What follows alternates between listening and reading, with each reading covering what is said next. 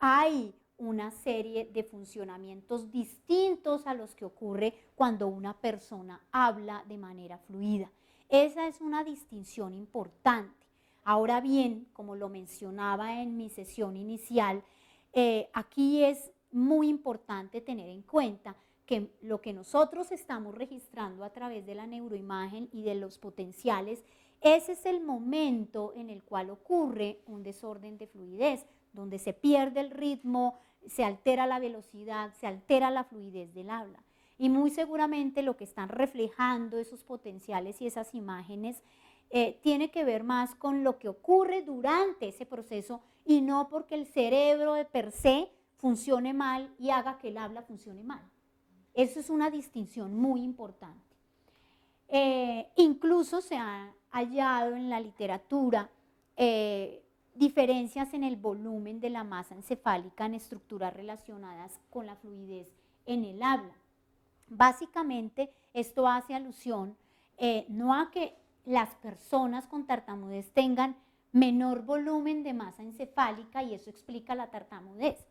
Es que seguramente el hecho de no poder usar una función plenamente, esas áreas involucradas con el habla van perdiendo volumen. Seguramente van ganando volumen otras áreas que compensan esa actividad neurológica que implica hablar, que implica utilizar la palabra hablada. Esa es otra distinción importante que espero sea clara. También se han descrito, entre comillas, anomalías, tanto estructurales como funcionales, después de la terapia de la tartamudez. Y es anomalías, entre comillas, porque lo que se ha hallado es que hay unos cambios de estructura y función en el cerebro, muy seguramente producto de la intervención en el habla. Es decir, si uno ha estado expuesto a un estímulo en el ambiente terapéutico, el cerebro, como ustedes saben, gracias a la plasticidad cerebral, va haciendo unas adaptaciones que se traducen en la estructura y la función. Eso es importante tenerlo en cuenta porque forma parte del acervo científico alrededor de la naturaleza de la tartamudez. Este es uno de los casos que puede ilustrar esos cambios en la activación del cerebro. Como ven en la primera fila aparecen las neuroimágenes en diferentes cortes para ver la activación de áreas relacionadas con la producción del habla, de grupo control, es decir, de personas que no tienen desórdenes de la fluidez versus personas con desórdenes de la fluidez, y lo que vemos básicamente es que hay una mayor área de activación en las personas con tartamudez en comparación con los controles. Hay una serie de áreas que se activan más que otras cuando la persona tartamudea. Lo vemos en estas imágenes que hay áreas mucho más intensas e incluso, como ven acá, una cooperación más bihemisférica de ambos hemisferios en una actividad de producción de habla.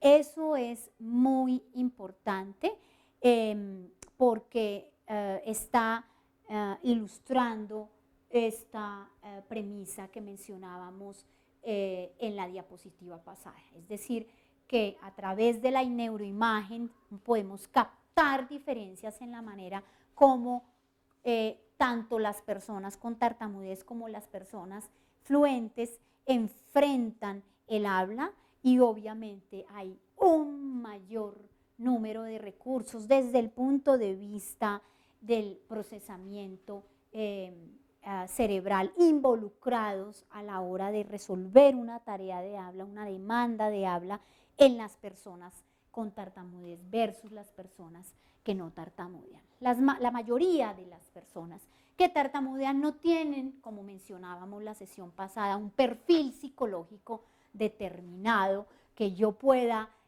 señalar como variable fundamental en el diagnóstico de los desórdenes de fluidez. Son personas inteligentes, son personas que no tienen unos rasgos de personalidad que necesariamente sean típicos en los desórdenes de la fluidez.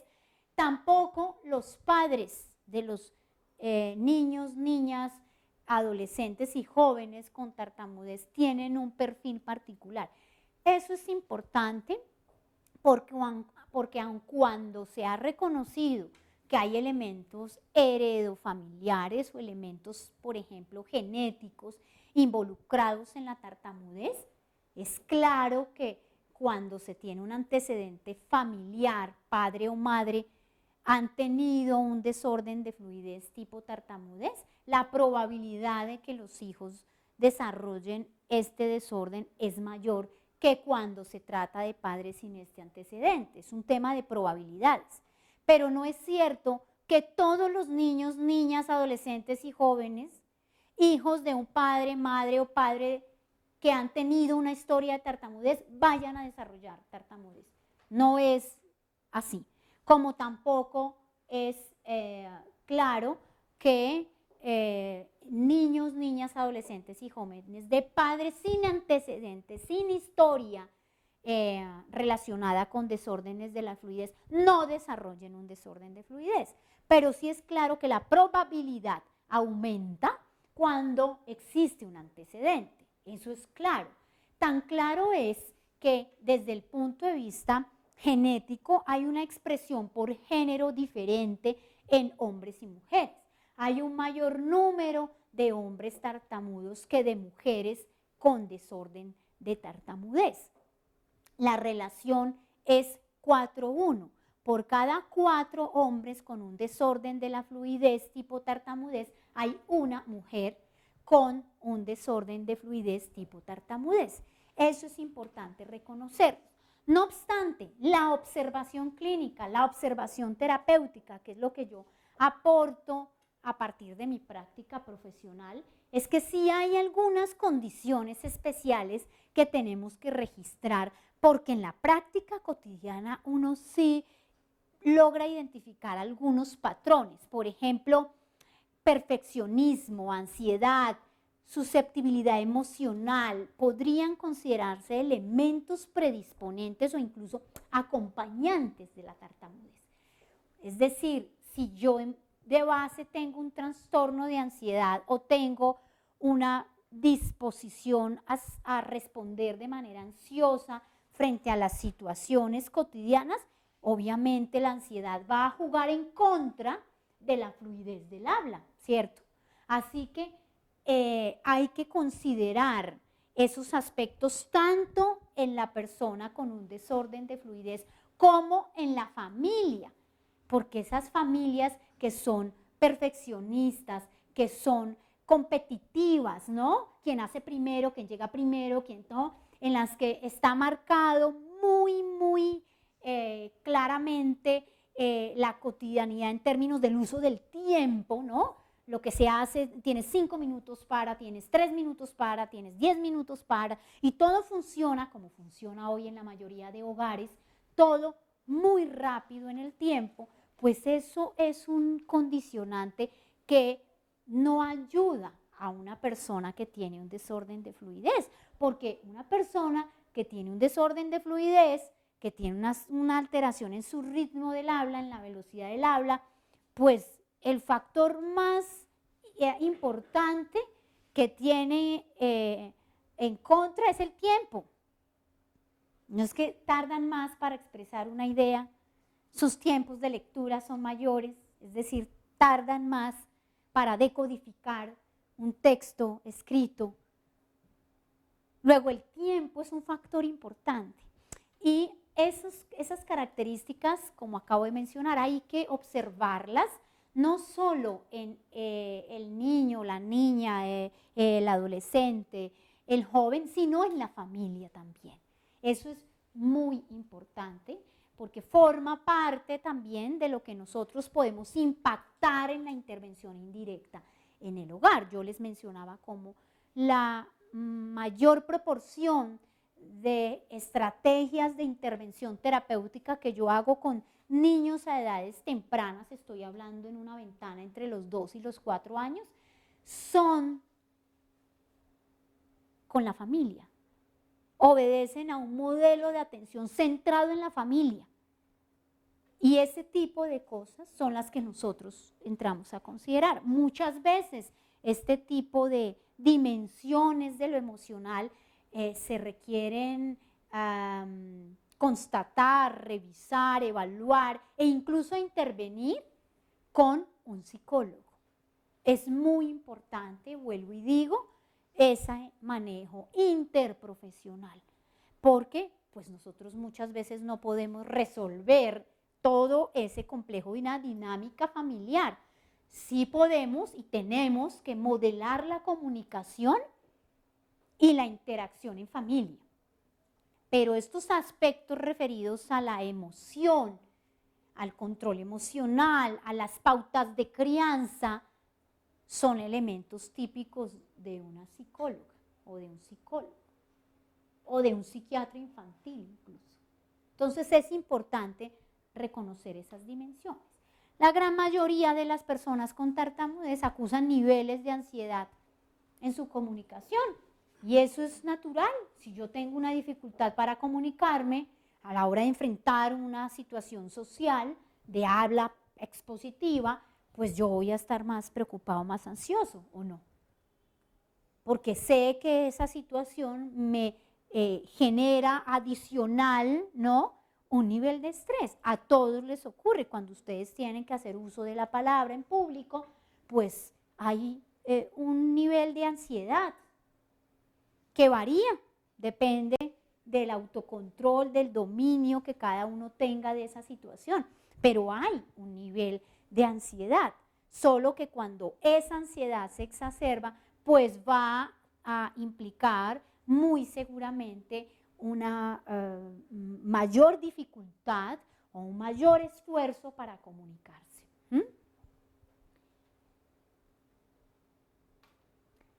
Generalmente, por supuesto, ese nivel de ansiedad es directamente proporcional al desorden de comunicación. Si yo tengo, como Felipe, un desorden de fluidez tipo tartamudez evolutiva severo, pues se va a disparar obviamente un efecto de ansiedad mayor. Esto es así, igual que les ocurre a ustedes en relación con el nivel de conocimiento de un tema. Si ustedes no conocen un tema y tienen que exponerlo o hablar de él públicamente, pues tienen un mayor nivel de ansiedad que como no ocurriría en una situación en la cual van a hablar de algo que conocen, que hay menos ansiedad.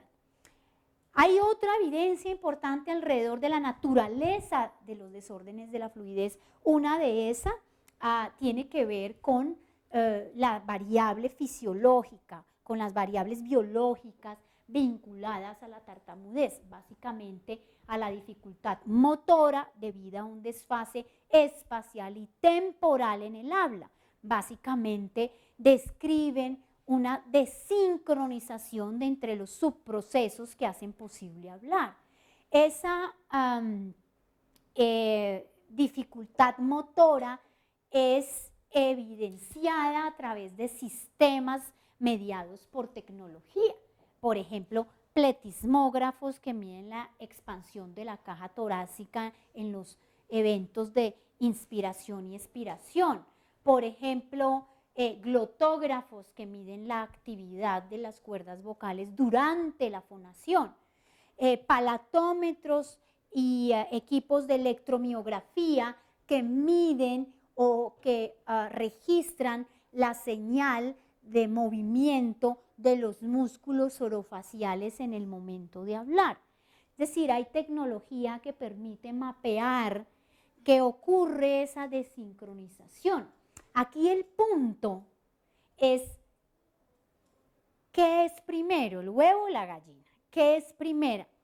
La desincronización, es decir, la dificultad motora que afecta el habla, o es que lo que yo estoy captando a través de esas tecnologías es precisamente consecuencia de no poder hablar fluidamente. ¿Es clara esa diferencia? Una cosa es que por la dificultad motora no pueda producir un habla fluida y otra cosa es que estos sistemas tecnológicos están captando el momento en que la persona está perdiendo el ritmo, afectando la velocidad y la fluidez del habla, y lo que yo estoy captando lo que ocurre en el momento de la disfluencia. Eso es importante porque no es fácil discernirlo. El otro tema ha sido comparar esas mediciones acústicas y fisiológicas del habla de personas con y sin tartamudez. Así las cosas, como lo dije en un inicio, es claro que existen variables fisiológicas y biológicas relacionadas con los desórdenes de la fluidez, pero también emocionales, sociales, cognitivos y lingüísticas. Y todas esas en conjunto son asociaciones, no son relaciones de tipo causal. Eso es importante. Mi pasión por esta área de la comunicación, de los desórdenes de la comunicación en el lenguaje expresivo, radica precisamente en este punto, en poder discernir en cada individuo cuál es el peso de esas variables. Porque cuando sabemos cuál es el peso de esas variables, podemos establecer una prognosis, un pronóstico, y podemos, por supuesto, identificar las mejores estrategias de intervención. Eso es importante. En gran medida, lo que ustedes van a ver reportado en estudios de caso, muchas veces anecdóticamente de profesionales, fonoaudiólogos y fonoaudiólogas, es que se han centrado en el trabajo de dimensiones fisiológicas y biológicas. Gran parte de la intervención fonoaudiológica en desórdenes de la fluidez se trata del entrenamiento, reentrenamiento de procesos fisiológicos del habla, incluido, por ejemplo, temas de relajación, porque se ha demostrado que la relajación muscular ayuda a que la persona sea más fluida. Obviamente, si estamos menos tensos, baja la ansiedad y por supuesto vamos a estar más fluidos, pero simplemente porque esa dimensión emocional, psicológica o del estatus emocional mental es una variable que incide, pero no que explica la tartamudez. Y si no, pues la intervención en los desórdenes de la fluidez debería hacerse en un spa, ¿cierto? Sería solo terapias de relajación. Y si fuera así, pues hoy no tendríamos personas con tartamudez, porque simplemente se prescribe un buen spa o unas buenas estrategias de relajación y eso lo resolvería todo. Ahora, no quiero decir que no sea necesario maniobras de distensión muscular que se usan terapéuticamente en estos y en otros casos. El punto es que si usted tiene un paciente como Felipe, Felipe no es sensible a técnicas de relajación. Lo que ustedes escucharon la semana pasada en la muestra de una terapia de ensayo no tenía nada que ver con la relajación. Tenía que ver con alterar la manera como él producía el habla. Y alteramos su ritmo y su velocidad a través de unas estrategias terapéuticas que puse a prueba. No tenían que ver con la relajación. Lo que ha venido haciendo Felipe en su terapia, distinta a la mía, estoy hablando de su historia terapéutica, ha sido participar en sesiones de relajación, que si bien podrían funcionar ese momento inmediato cuando está relajado, no resuelven del todo su problema de fluidez. Entonces, es importante que reconozcamos el peso relativo que tienen estas variables en cada persona. De ahí la importancia de describir muy bien un desorden de fluidez en todo su conjunto, como lo han escuchado a propósito de la CIP en el caso de Felipe. Hay elementos que nos hacen pensar que la tartamudez no solo es un fenómeno motor. Hay evidencia lingüística que demuestra que hay variables de corte lingüístico en la tartamudez. El solo hecho de que este desorden de la fluidez coincida con el momento de mayor expansión lingüística de los niños. Generalmente la historia que narran las familias de niños, niñas que luego van a tener un diagnóstico de tartamudez evolutiva es que aparece sobre los 2 años de edad, que es el momento de mayor expansión lingüística de los niños. Luego, ese es un hecho que demostraría o apoyaría la hipótesis de la tartamudez como fenómeno prearticulatorio. Por eso yo les recomendé a ustedes leer para hoy este artículo de mi coautoría, publicado ya hace algunos años, pero como revisión conceptual es muy importante, porque pone en el escenario que hay elementos de orden no motor vinculados a la tartamudez. Y en ese artículo yo hago alusión a un modelo de producción del habla, que es el modelo de Levet. Y es importante que ustedes revisen modelos lingüísticos y comunicativos que expliquen los fenómenos que observan en la práctica terapéutica cotidiana. Es decir, contrastar lo que observan con los modelos, con las teorías, con los conceptos. Por esto es una disciplina científica que soporta una profesión. En ese artículo hay una apuesta por pensarse en procesos lingüísticos que ocurren antes de que la persona articule la palabra hablada. Le doy mayor valor en esta revisión al modelo de Levet, que es de los pocos modelos de producción del lenguaje, porque hay un mayor número de modelos en comprensión, ¿cierto? Pero pocos en producción. Y en ese modelo rescato el automonitoreo del habla como un componente prearticulatorio fundamental para supervisar la salida del habla, que permite autocorrecciones, incluso silentes, antes de que la palabra aparezca. Y pensamos que ese mecanismo en algunas personas con desórdenes de la fluidez tipo tartamudez es menos eficiente que en otras personas sin desórdenes de la fluidez.